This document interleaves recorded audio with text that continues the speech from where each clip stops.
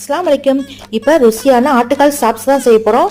எல்லாரும் ஆட்டுக்கால் பாயா ஆட்டுக்கால் சூப் செஞ்சுருப்போம். இது வித்தியாசமாக ஆட்டுக்கால் சாப் செய்ய போகிறேன். அதுக்கு ஆட்டுக்கால் கட் பண்ணிவிட்டு நல்லா க்ளீன் பண்ணி அதில் மஞ்சள் தூள், கொஞ்சம் இஞ்சி பூண்டு பேஸ்ட்டு, கொஞ்சம் உப்பு போட்டு நல்லா ஒரு 10 விசில் வச்சிடணும். நல்லா சாஃப்டாக வெந்துடணும். அதுக்கப்புறம் ஒரு குக்கரில் நல்லெண்ணெய் சேர்த்துட்டு 3 கிராம்பு, 2 ஏலக்காய், கொஞ்சமாக பட்டை சேர்த்துக்கிறணும். அதுக்கப்புறம் சின்ன வெங்காயம் கட் பண்ணி வச்சுருக்கேன், அதையும் இதோடு சேர்த்துக்கிறணும்.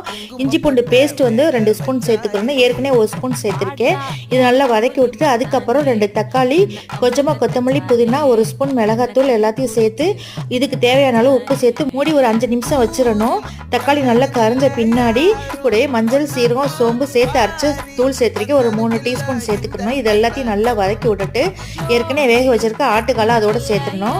சேர்த்துட்டு இதெல்லாம் நல்லா மிக்ஸ் பண்ணிட்டு மூடி ஒரு 5 விசில் வச்சிடணும். அவ்வளோதான். இப்போ சூப்பராக ரெடி ஆயிடுச்சு. இதுக்கு தேங்காய் சேர்க்க தேவையில்லை. இட்லி, தோசை எல்லாத்துக்கும் சூப்பராக இருக்கும். நீங்கள் ட்ரை பண்ணி பாருங்கள்.